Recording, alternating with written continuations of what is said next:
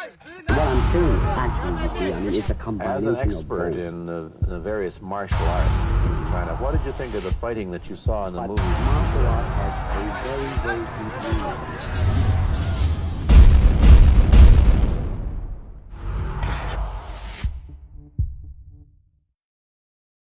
Hello, Bram. Welcome to the Tribune. Thank you very much. I'm honored to be here. Today we are going to discuss very interesting topic. Many people think and many people claim that Filipino system has Philippine origin. But at the same time, we know from the ancient documents that Filipino system has European night origin. So tell me please your opinion. Why do people think that Filipino system has Filipino origin but not European night origin?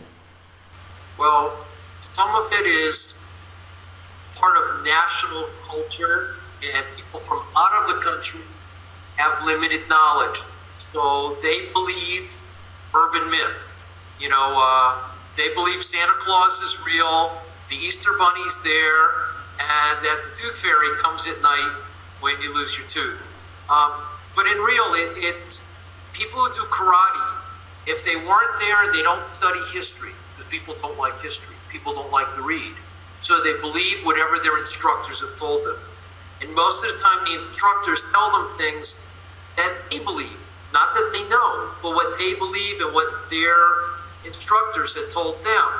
And you get this telephone game of every person believing that's the truth and adding their interpretation to it. History is generally written by victors, but martial arts, things that go way back and mankind have used for conflicts and for preservation of stuff, that has a reality base. And no matter what we try to say to make ourselves feel better, I'm an American, my martial art's better, I'm Israeli, Krav Maga's the best. Filipino stuff is the best, and obviously Kali existed. I do this type of kung fu, and everybody else is fake. Everybody's got their own thing to protect their image and what they believe. The Philippines is in a unique spot.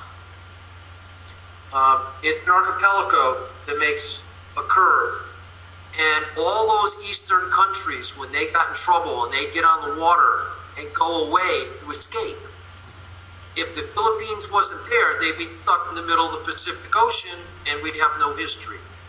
But the Philippines makes this big arc, so everyone escaping from Okinawa, Japan, China, Korea, Vietnam, Thailand, Cambodia, Malaysia,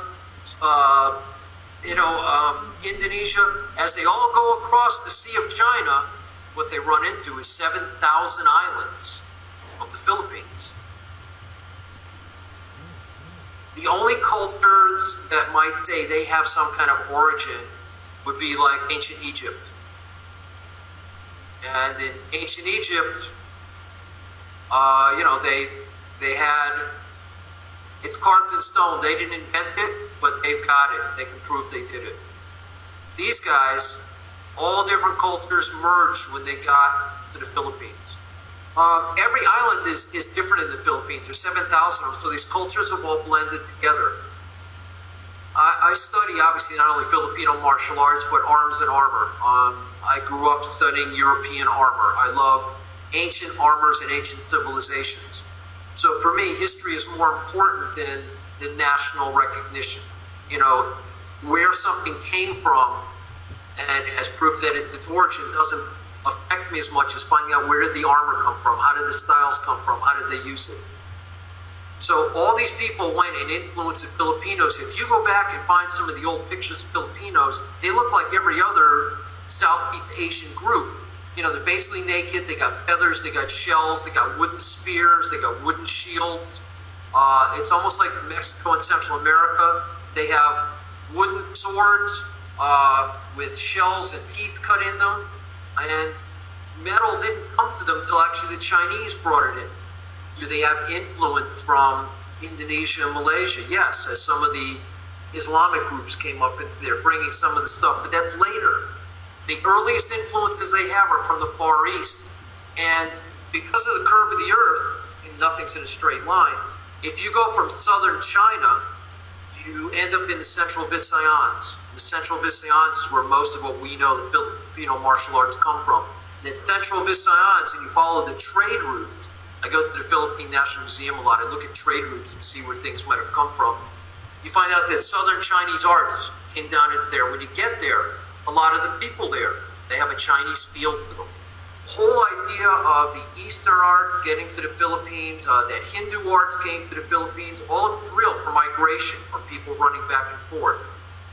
But as for Western arts, the reason the Filipinos are not liked in the general idea of the Far East is that the Spanish were there for 400 years. The Spanish ruled there. The Spanish, wherever they've been in the world, intermarry. They make different classes of people and bring their art to them. The Filipino arts work on a clock system. Only the Europeans do that. A lot of our, what we call sombrada, shadowing, the recount, what I call 1-4-12, that's old European sword work. And the Spanish brought it there. A lot of the words are bastardized Spanish. Now, there's 285 languages in the Philippines and all different influences. But no matter what you say, what we call and consider Filipino martial arts didn't exist till modern times. Lapu-Lapu was not an escrimador. There was no eskrima. Which again goes back to the Spanish. The Spanish were one of the few countries that wrote down when they lost as well as when they won. So in the Spanish War museums, back home in the colleges, they wanted to know, you needed to say why you lost. They didn't need to hear why they won. If they heard why they lost, they could plan their soldiers better so they could go fight more wars and win. So when the Spanish lost, when Magellan was killed, they had historians here writing it down. Nobody fought, and I heard the same myths. Lapu-Lapu killed him with a stick, a hardened stick. Lapu-Lapu killed Magellan with a sword. None of that's true. It's myth. Never happened. Lapu-Lapu had a bunch of people, and they outnumbered the Spanish thousands to one. And as Magellan's people came in, they feathered them with arrows. Poison arrows, poison spears. And at the very end, maybe they chopped him up with a sword. And the Spanish never recovered his body. But there was no great duel. It didn't happen. The influence of the Spanish there, they used to like they did in Japan. The Spanish would take people and send them to Spain to educate them, bring them back as a new class of people, and release them into the population. So in the Philippines, you end up with a group of people who've learned Spanish fencing. You want to see what Spanish fighting was? Look at the Philippines. There is no indigenous Filipino art. I know they want to say it's their own. Lots of countries want to say it. China can say it. China's got indigenous arts. India can say it. They have some parts of Africa can say it. They're unique unto themselves. Lots of Filipino arts are direct one, but they're based on a mingling of arts. People want to say like Kali. Kali is a made-up name. It doesn't exist. People want to prove it did. Keep trying to say it has something to do with Indian arts. Most of the professors of history there, not martial arts people, of history go, it's a non-existent word. People like Placido Yambo came up and said in the early 1900s, it's based on Kali. Well, by the 1900s, it doesn't matter. Too many hundreds of years have gone by. What he said in his first book has no bearing. It's oral tradition. And really you have to look at the armor. So stuff came down like the standard bolo, a common big knife. It's actually a Chinese short sword. A lot of the main knives that they used, anything called the espadas, they're all Spanish-based. Filipino arts, they merged, and finally what we know as Filipino martial arts, is it unique? Yes. The modern Filipino martial art, that's unique. It's theirs. Is it its own origin? No. It's a blend. Even now, there's all different versions of it. Everyone wants to claim they're better than some other art. But it is not an indigenous art. If we were doing indigenous Filipino art, we would have spears, we would have bows and arrows, we would have shields, and we look like every other Polynesian, South Pacific person. When I learned Filipino martial arts, the very essence of what I do, that's almost the same thing that's on the cave paintings, when I cave the cave walls at the temples of Beni Hassan. So they go back almost 3,000 years because of the blade art. And that stuff came and went over to Europe. European fighting arts and Filipino arts do this. Our motions are the same. Two of my students, one who is a European fencing master, I shared a student with him, Greg Beeman, and Mike went ahead and they found how Spanish armor allows us to do Filipino martial arts. They're us as Filipino martial arts adapting Spanish fighting techniques without the Spanish tools. So they went ahead and made sailing knives where the handle is unique and holds it. There's no leather handle, and they're measuring. So I can use these unique folders, and I can cut fuses, and it doesn't spark, and I don't blow up the ship. I can use it anytime I want to cut rope. I can use it as a measuring to cut sheets and line. What else do I have to do on a ship? I'm stuck up here for years at a time. I have all the time I want to put a new edge on it. They take these to the Philippines, and they're very cool. The Filipinos made them. Well, we see them, and by the time World War I, World War II, we're bringing this stuff back, and it has a Spanish patent to it. But now we go, oh, look, the Filipinos, because they make them in Batangas, they make them there, they made them there for the Spanish. Over the years, they've forgotten, oh, it's our knife, we invented it. No, they didn't. There's a Spanish patent from, I believe it's 1594. But different things become adopted by cultures, and people nationally go, I want to keep it. So, that's what happens.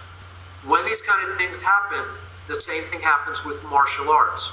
I practice enough, I do it, it becomes indigenous to my family. I'm in an oral tradition country, so there's no written stuff. So it becomes mine. And because it's mine, it must have originated with me. There's very few things that have originated with any group of people. But I always loved it because I grew up loving arms and armor. I love swords, I love knives. That here's something I could see, and when I did Filipino martial arts, I'm doing conquistador fighting. Believe me, the conquistadors are the toughest son of bitches on the face of the planet. People go, that's not true, but they set out in little ships and they went and conquered the world. They went and met new people, found new warriors, and beat the snot out of them. Everybody goes, oh no, what we did to them is lying. Because the Spanish went everywhere, and it's like even England. The Spanish were tough, and the Spanish brought fighting arts to the Philippines. So as I see, the reason is because they have certain myths. How do you think? Is there any other reason? No, that it's all national. It's history being lost and retold orally. I was told, that's why I brought up blah, blah, blah. The stories I was told just simply aren't true. I talked with someone who trained a very famous master. This man was taught by his Filipino master that the reason we do C-cut is when he thrusts in, the sword got stuck, and he had to C-cut his way out to break out the suction. That's how this man has taught his students for all these years. And I went, it's not true. Doctors wouldn't be able to do what it did. I was a paramedic for many years. I worked as a PA in surgery. Let me tell you, there's no suction in your body. Anybody who hunts knows that. Anybody who's actually fought anybody, you can punch lots of holes in somebody, and there's no suction. But he was taught, and he believed it because the instructor told him, oh, when I did this, and I doubt he did it, and if he did, it's fabricated and elaborated in his head, and as each retelling of the story, and maybe from stuff his father or grandfathers told him, and when he told the students the blade got sucked and the suction pulled and I had to cut my way out, it gave a reason for a C-cut. Filipino martial arts, obviously there's going to be small places in the Philippines where things have gone in and added to the art. Is there a Philippine martial art? Was it called the Eskrima, Kali, or something? And Kali like being a mother art of the Philippines before the Spanish got there, anybody else? No. I don't care if it upsets people. Not true. Couldn't happen. Didn't happen. And I go to the Philippines a lot. I have family in the Philippines. I was adopted into Cristina Vasquez's family. I went and stayed with Remy's family, and my family lived in Cebu. I go explore the Philippines, and I love history and armor. People like to change it. for national stuff. It's like America here, the Philippines. If you watch it, if you watch Three Musketeer movies where they're trying to really do recreation of Middle Ages to Europe, to Renaissance period fighting, it's pretty serious stuff. And oh my God, it looks like Filipino stuff. But people do it for their own because they need to be proud. Now, the Filipinos have every right to be proud because from the 1900s on, for sure, FMA took on a whole different meaning. And from the Central Visayas, which is where it comes from, all of a sudden it's what we all know as Filipino martial art. We have empty hand, we have blade, and we've interpreted it. So Filipino martial art as we know it is Philippine in origin. That the art that we all accept today, that's become, because the Filipinos merged everything, made their own version. Mm-hmm. What we see today, is it real? Yes. It's like Russian martial art. You look at Sambo, they're Russian in origin. Do they have origins other places? But they took little pieces of stuff from all different cultures in Russia, because Russia's a big... Ukraine had its own kind of fightings and grappling arts. Would be Ukrainian arts, but it would be hard to tell where they came from because of all the blending. But the Philippines, and I don't mean to be too long-winded, you just have to go back to museums and look at arms and armor. And I always wanted to be an archaeologist to study arms and armor, get other stuff. Arms and armor tell you the truth of what's going on. But Filipino martial arts, and I'm a Filipino martial artist, I'm proud that the Philippines there say that round eye outside and Pinoy inside. I live and breathe Filipino martial arts. I've been honored by the Philippine government as a guardian of the legacy of Bolo. I go there to teach knife. I go there to teach them Bolo. I'm blessed that I was taught by some people, and because I study arms and armor, I can do this. And I believe what we do now, modern FMA, represents just the Philippines because it's become something else. But the past, its origin is many, many, many. Thank you very much for your answer. Bram, how do you think? Of course, people want to be proud of something, and sometimes they even need to be proud of something. But how do you think? Is it normal to be proud of some myths? Or even if we can say like this, don't you think that it can be that they are proud of some lies? Well, they're not lies. They're what we call urban myth. Oral tradition means everything changes with every time. I call it the telephone game. If I go to you and go, Mary, there's a red cart with a white horse. If you tell that same thing around a whole room, at the end, it's a gilded chariot with a purple dragon, and no one knows where the change came. So they're not lies. The story by oral tradition, people just embellish on their own. And again, because people are born into it, they don't know the history. They don't know what went in the past. What they're shown is the truth. It's in front of them. They accept that as the whole truth. And they always say, be careful of the truth you seek, because the truth you find may not be what you want to hear. Truth is mutable. Truth, the idea of telling the truth, that's unchanging. It means don't make something up. But truth is mutable. If I show you a technique, it may not work. If you're wearing different clothes or a different venue, different armor, who knows? But I just told you it works. And if it doesn't, it's not true. So they're not proud of a lie. They're proud of what's come out. So that's the thing. What we call and accept as Filipino martial arts are now unique to the Philippines. Because it's the amalgamation of all these things, and other people didn't have all these influences. And it's why Filipino martial arts look so different, and they're more reality-based. They're one of the countries that fought wars. They've used this for war longer than anybody else. They fought the Spanish, they fought the English, they fought the Americans, they fought the Japanese. No, Remy, my instructor, was trying to make it into a sport. There's no sport to it. It doesn't matter whether it's a stick and I'm breaking bone and I'm trapping going, or I'm using a blade. It's old conquistador fighting. It's old Chinese fighting. It's old whatever fighting put together to hurt people, to defend their lives. And people believe that and they're proud. So they're not proud of a lie. They're proud of something they're born into, so they don't have any other context. They're out of context of the big picture. In context, they're doing Filipino martial art that's unique. doesn't look like any other martial art. We don't look like Chinese arts. We don't look like Japanese arts. We don't look like Okinawan arts. The closest thing we look to is old European fighting arts. We move their ways. We use their techniques, and those arts are long dead. You got to find people who do recreation arts of European arts to have anything that's close to us. So modern Filipino martial art, which is from like 1900s on, that's real. And it's true. It's unique to the Philippines.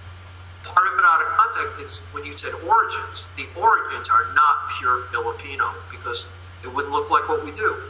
What has become Filipino martial art is true, is unique. It's only from the Philippines. So it's a matter of perspective.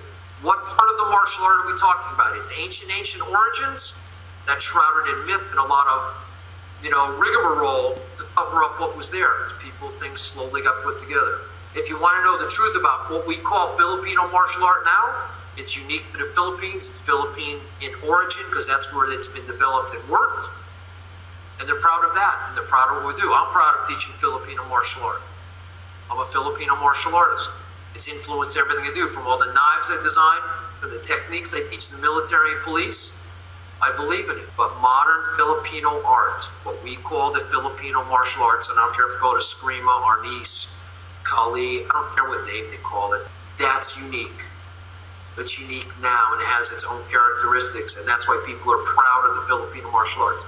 They're not proud of any lie. There's no lie. What's happened is over time, things change and people don't know out of context. So they're proud nationally of their art and they're proud of what we do. I'm proud that I'm accepted in Filipino culture to teach Filipino martial art. So the people just have to separate these two things, like modern Filipino martial arts and the origin, how it was created actually, yes? Yes, because modern Filipino martial arts has obviously Spanish influence, Thai influence, lots of Chinese influence, Spanish influence, and all this stuff is blending together. And of course, as time has gone on, combat techniques, even boxing, the Filipinos were great boxers. All of that affects it. So the history of it, we have to separate what we call urban myth from what we do. And it's like JKD. JKD is a modern martial art. And a lot of people training in it don't know that. They think it's, they've been doing it for hundreds of years. Everything gets distorted by time and by perspective. Nobody saw a crane fighting a snake who made up a system. Didn't happen. Is it an idea conceptually of how to make movement and what to do? Yes. There's urban myth. There's martial art myth. There's also martial art reality. Is there a grain of truth in all of it? Of course. But again, Mary, nobody's proud of the lies. People are proud of what it's become and the art that they do. I'm going to be 64 in a couple weeks. My perspective is different than a 20-year-old who's just starting the art. And a lot of times I have to take them and go, you need to take a breath. And even I'm careful of the truth I seek, and I don't mind having my world shattered once in a while. I spend my time in museums fondling swords, fondling armor. I want to know. And I don't mind if they find new stuff that tells me the stuff I already know is wrong. It's okay. Knowledge is very cool, and knowledge asks you to be humble and go, the little bit I know may or may not be absolutely correct. And I have to be able to say, okay, I need to accept the new reality. And one more question for you. How do you think, is it important to know the history? For someone like me, the history is important, all the history, even if it contradicts itself, because I like history. I think if you don't know history, you're going to repeat the same failures. I think you might have missed. For the person practicing the arts, some history is okay. Who was their instructor? Where did it come from? How did their families get it? Do they actually have to know where all these different arts came from and blended in? It's not going to affect how they teach or what they do. For some of us, because I'm specific in designing tools that work with it, I research arms and armor. It's important for me. Like Professor Dan Anson. Dan and I go back and forth because we both like to research everything to death. That's our thing. And we call up, we're on the phone a lot. Hey, look what I just found. Look at this historical document. Look how this affected, this art. Oh, look where this came up. We like doing that. To the average person, not going to matter really. Because the most important thing is, as long as they teach the truth that they know now. Is it important to know history? They should know the generalized history of where their art came from, their art, not the whole art, not how did the art start. But if you want to know if it affects fighting, the efficiency of fighting, knowing the history doesn't change one thing about what happens when I'm actually out there and I actually have to do something. When I'm doing something, a lot of time, all of that disappears. Reality is all that matters, and now. And anything can happen. Do you want to share something else about this topic? Because I think that's the general idea. People get the idea of where the arts came from and how they feel. And, I would encourage people to go, Bram doesn't know what he's talking about. I tell them, you know what, don't believe me. Go to museums. And that's why when I mentioned I go to the Philippine National Museum and look at the trade routes of where I saw some of the first documents. They were actually written, it's on like a palm leaf, it's not even on paper, of the first trade agreement between southern China and the Philippines, bringing different foods, clothing, and metal. I like looking at that because it gives you a basis of where the stuff came from. And look for similarities. Guru Dan in the South was probably one of the best students in the world. Obviously, he's an amazing teacher, an amazing person, but he always told you, go find an art, learn from a teacher until you find the truth. And when you find that truth, because every art has a piece of the truth of how to use martial art. When you find that truth, then you can move on. You don't need to know the whole style. You don't need to know all the urban myth or the history of it. And his art progresses all the time. Guru Dan of today is not the Guru Dan of the past. And the one thing about Guru Dan is he doesn't like to repeat himself. Remy did the same thing. Remy said, this is modern Ornice. He goes, what is? Well, it's everything. I've added it in because I tried to find the truths, the principles that guide it, and all this other stuff is frosted. That's sort of like the history of martial arts. So I tell people, go to museums. I'm actually, for my 64th birthday in a couple weeks, I'm going back up to New York so I can spend my time in the Metropolitan Museum of Art in the armor section. I look at, old stone knives. I look at metal knives. I love looking at arms and armor throughout history. Some of the first knives, when I first was told, they were 60,000 years old. Then it was 1 million years old. Then we found some that were 2 million years old. We weren't even people then. So the history of what a knife is, a matter separator, goes back almost 2.9 million years. Those aren't people using those things. And those are the first mass-produced tools, and they're matter separators. And see, there's a truth that never changes. The principle of a knife is a matter separator. It's lasted all the way through from then till now. And nothing can change it. The concept of it, what we make it look like, that changes. Some truths, a principle is a truth that never changes. Knives are matter separators. Everywhere I go see arms and armor. Why? Because it tells me the truth of how people, the culture of a people is written in its tools. What I'm saying, actually, you see, it's a combination As an expert of both. in the various martial arts in China, what did you think of the fighting that you saw in the movies? Martial art has a very, very deep meaning.